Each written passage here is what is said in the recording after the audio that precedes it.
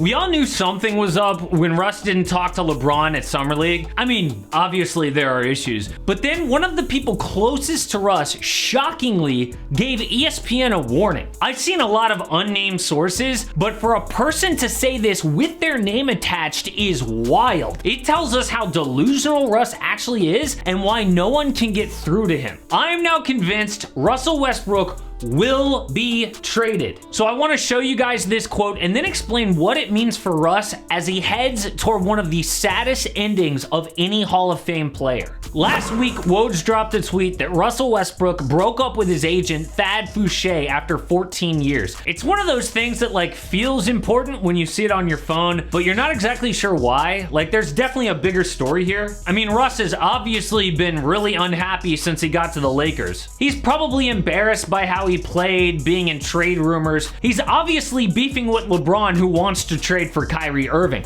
Then I read what the agent said to ESPN and I was shocked. My belief is that a trade will diminish Russell's value and his best option is to stay with the Lakers, embrace the starting role and support that Darvin Ham publicly offered. Unfortunately, irreconcilable differences exist as to his best pathway forward, and we are no longer working together. Translation, I told Russ to stay, but Russ wants to leave, and we got in such a big fight that he fired me. And I will get to the Russ AD LeBron phone call in a second, but Russ looks like he wants to stay. He was the only guy who called the new rookie Max Christie. He was the only guy to show up to Darvin Ham's introduction, but then I remembered what Darvin Ham actually said, and it all made sense.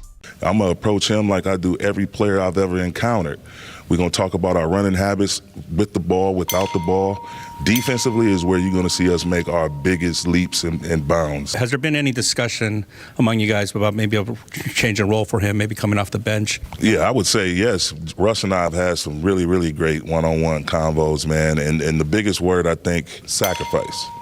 That was the biggest word. It was sacrifice. Yes! The best part was Russ like trying to hide his smile after Darvin Ham said sacrifice. Sacrifice.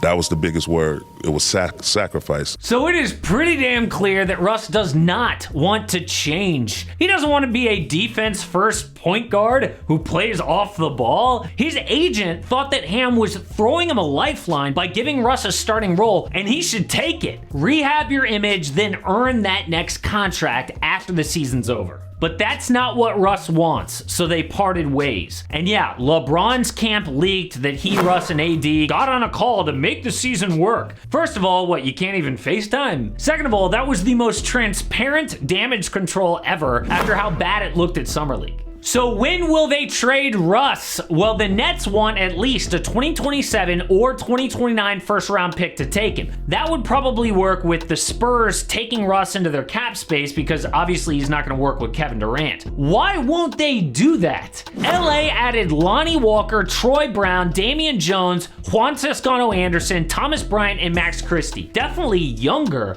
but no one outside of Brown shot above league average from three. The Lakers need shooting. Kyrie is elite. I know that he's, disconnected from reality, but so is Russ. He has no idea that he's out of his prime. Dude thinks LeBron and AD were the problem last year. He blamed them in his last press conference. And I don't want to put this entirely on Russ. I mean, yeah, LeBron can be hard to play with. Kyrie couldn't stand him, so he left. Even easy guys like Kevin Love and Chris Bosh had issues. But at least LeBron is still great at basketball. Russ is not, and the only option outside of trading him is sending him home. The Rockets did this with John Wall. They paid him like $40 million to not play. Then Russ's agent broke down exactly where his career will go next. The marketplace is telling the Lakers they must add additional value with Russell in any trade scenario. And even then, such a trade may require Russell to immediately move on from the new team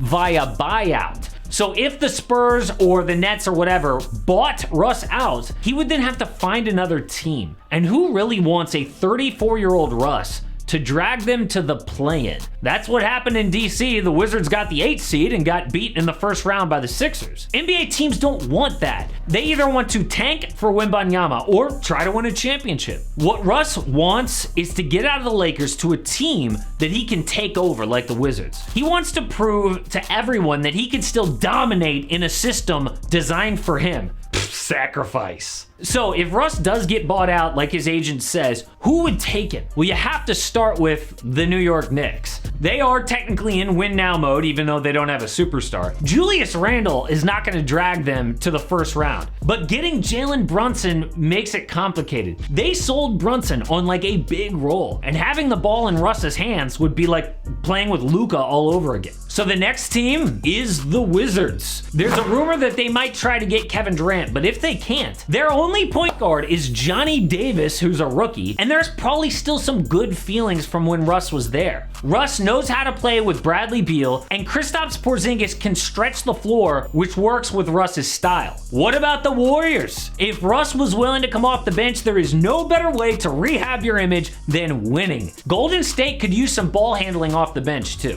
But if this all happens and Russ gets bought out, he may never play in the NBA again. I know that sounds crazy, but this dude has made plenty of money and he wants things his way. I mean, when Allen Iverson was past his prime, he chose to retire instead of coming off the bench for Memphis. Is it impossible for Russ to go out the same way if no one picks him up? Now, there is one other option for Russ that not enough people are talking about. After the DeAndre Ayton deal went down, it was clear who still had cap space: the Spurs and the Pacers. LA seems to be unwilling to take Kyrie's baggage, so what if they got a different player? Malcolm Brogdon would have been perfect, but obviously now he's a Celtic. But there is one other guy on that roster. The Pacers get Russell Westbrook and a 2027 first for Buddy Hield. LA could have gotten Buddy, but they chose Russ instead 2 years ago. This fixes the original mistake and adds that shooting. Yes, they still trade a draft pick, but that's what it takes to move Russ. The Pacers are rebuilding around Tyrese Halliburton, and they missed out on DeAndre Ayton. So instead, they use this cap space to get a really valuable future Lakers pick. After Russ gets there, they negotiate a buyout, and he finds another team. Buddy Hield is under contract for 2 more seasons on a team-friendly deal. LA would both save a ton of cap space, and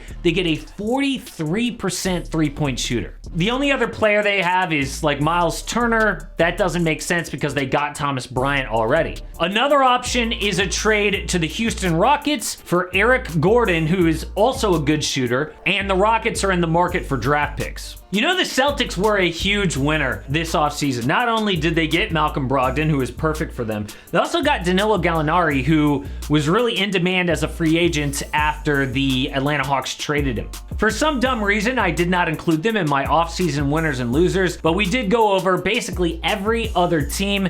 So who got better and who got worse this offseason? Check it out.